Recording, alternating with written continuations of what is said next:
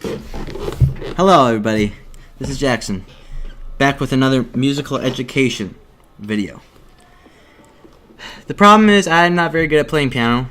Well, I'm kind of good. Some people look at me and think I'm good, but that's just because I'm messing around. Like now I can make a billion mistakes doing horrible things. But if you get it out of the way, I might make some mistakes, that's all. It's a warning. Okay, question today. What makes music good? Didn't I ask that? No, I didn't ask that question before. I think music is supposed to convey an image. That's why it's best when it's with a movie, with art. People, romantic era composers. That's an era. Don't mess with me on that. You can look it up. They knew what they were doing, in that they wanted to convey an image. So, like Liszt's Dante Sonata.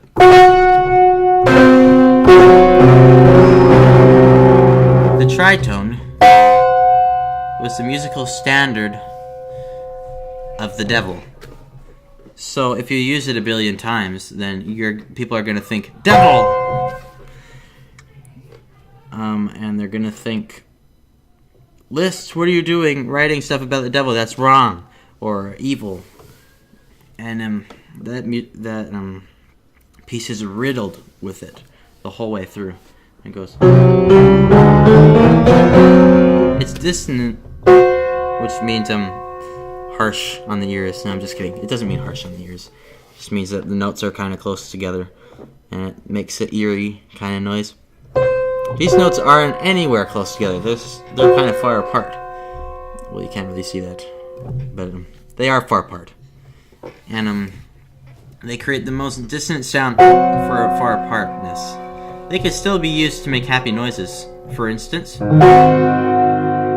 has the tritone in it, and it sounds perfectly fine. Or here, sounds perfectly fine. But when it's used like this, that's when it starts sounding less fine. And when you even use it like this, ooh, yeah. But we're not just here for the tritone and talking about the tritone. We're talking about what makes music worth it. For one of the greatest examples of should we listen to certain types of music, and like the boundary of when does it stop being good, when you start being too creative, was the Rite of Spring for me. Anything that really happens after the Rite of Spring kind of sounds like this.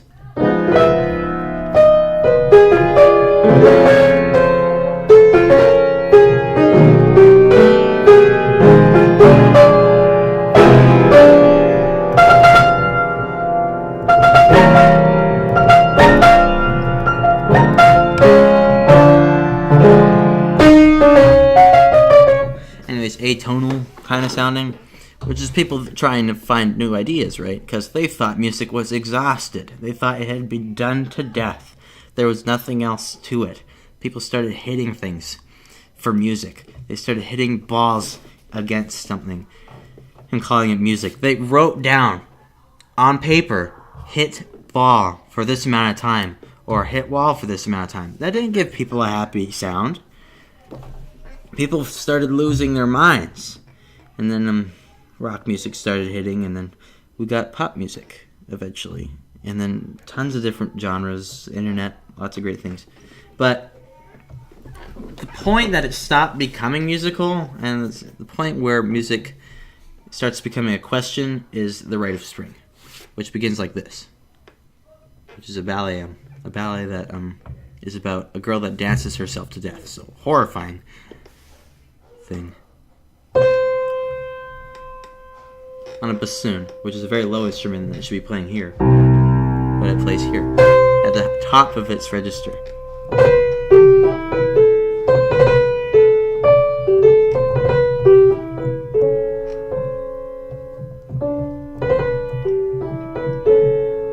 Nothing too scary, just kind of a scary note. Why is that note there? That just doesn't seem right. And then it goes.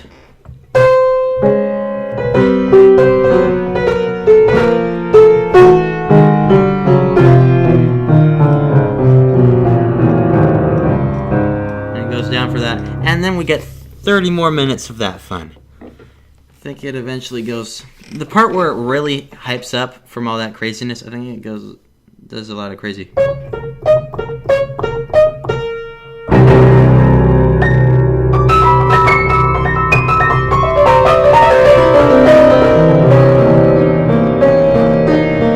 does something like that in the middle part, and then it does a nice quiet, and then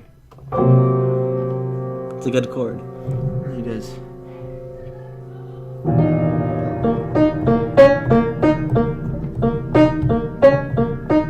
Mind you, the curtains haven't even opened yet, and then the curtains open, there are a bunch of people standing in a circle and jumping in and out with their legs, and to this. It moved, the camera was so crazy, you know. Dangerous sound. People were not ready for this. The first time I heard something like that was the beginning of Ravel's Gaspard de la Nuit, which is one of the most difficult piano pieces of all time. It begins like this. On this crazy chord. I fell down again.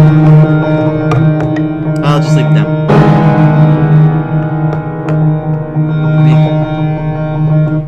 And it stops.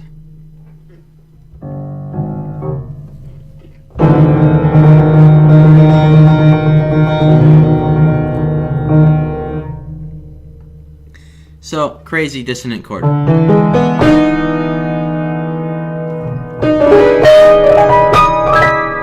But not to this point. Almost there.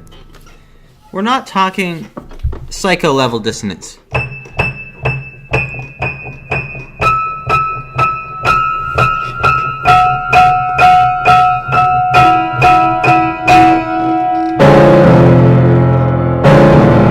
The shower scene from Psycho.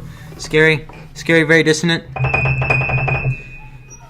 To most musicians, this is the most dissonant interval. Putting those two together. So putting 3 together, dangerous. Putting 4 together, even more dangerous. Putting as many together as you possibly can. Oh boy. Then we get into some crazy things. What if you had an entire orchestra playing the whole piano? Like all the way there. People have done that because they can. But the real question is it good for the listening ear? No, it isn't. And it's not meant to be.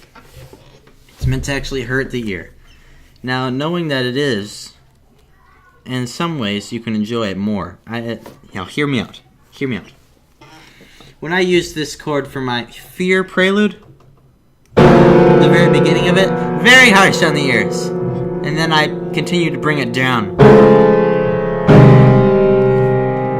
But if you think about it, what is that supposed to convey? Fear. Doesn't that convey some sort of discomfort? This is why it's used in horror movies. Like, okay, there's a moment when, like in a horror movie, someone's walking around in a dark, scary place, and they see something really scary, and then it wasn't actually something scary, and then the real thing that's scary comes behind them, and then this happens. That happens in the music. It fell down again. Oh, my goodness. Scary music. That interval really terrified me as a kid. I couldn't watch certain movies, not because of the imagery was scary, but because of the music. For example, Charlie and the Chocolate Factory, the remake, I couldn't watch that. Even if it didn't have that scary of visuals, it had terrifying music to me. From the very beginning, I was like, full of discomfort. I know that a movie should be scary because of the music, but it just did. That's why it's affected me in that way. He didn't use anything like that, though. He used something weirder. Like the beginning of Psycho, I think, begins with this chord. And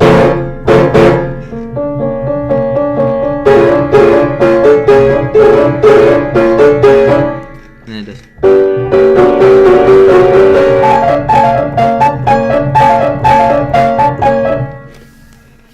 In some ways, that is enjoyable. Or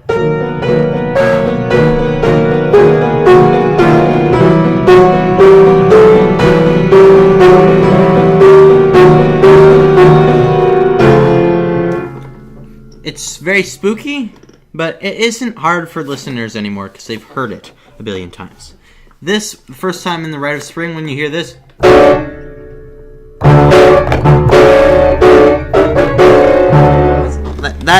that was a scary moment for the people watching. The people in the theater actually started hitting each other. The Rite of Spring is important to me because of this main reason. Then after the Rite of Spring, Prokofiev started making scary music like this for the piano. But he'd always been kind of doing that, but then he really amplified it when he heard the Rite. When everyone heard the Rite, they started getting like seriously affected. One point, the first time, like another time that someone seriously influenced music was Beethoven with his Appassionata.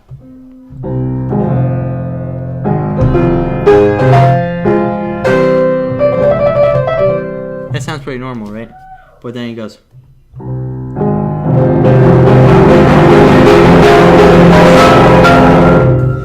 That was pretty epic for the time. No one had heard a piano make that noise. No one had heard a piano make this noise. Full 4 fingers. It's so loud it would fill up a whole room, maybe a whole concert hall. It keeps falling down. It's probably going to keep falling down. But anyways. Why is that enjoyable? Because it doesn't have this. What if I add one note in it?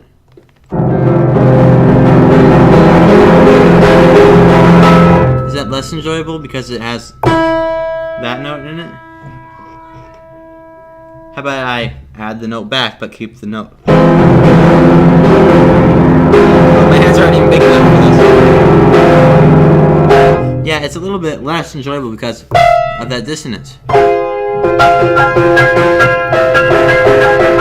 The beginning of The Omen uses this one.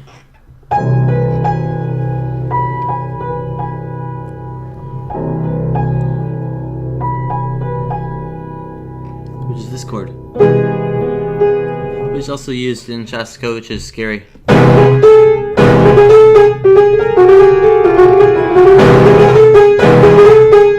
Mozart never made anything like that. No one really makes anything like that. Is scary music enjoyable? Yes. I believe so, because if you think of it as it's scary music and that it's not unenjoyable messed upness, and think that they tried their best to make these noises. If you're going for the scary route, I would definitely try it like this. Try these chords. I would definitely do them because it's the best way to make scary music. Like you can't have a horror movie and have this in it.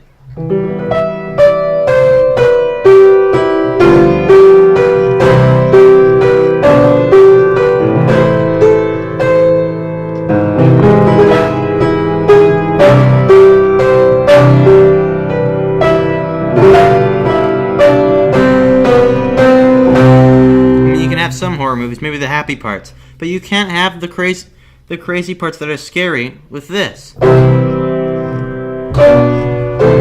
It just wouldn't work, even if it's happy. Someone had to be the first person to make this anxious and scary music. So it may not be enjoyable on its own, but it's definitely needed in popular culture. I enjoyed The Rite of Spring because I think of a horror movie when I'm watching it, or I think of the world ending when I'm listening to it. And that's the way it should be listened to. If you think of it like that, then it's fine. Some of these people are just trying to experiment when they're making this music. But it should still be enjoyable and just as thought about as normal music. Dissonance is a tool, not a device to make your brain bleed. It's a tool to make a sound. What does that feel like? It should feel like a gunshot going into someone's body. I know that sounds like unenjoyable, but literally during a movie, someone's just got killed there or something.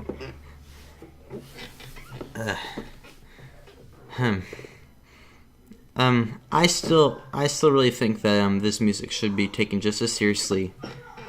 Like, some people have made scary music, or I find music like this scary.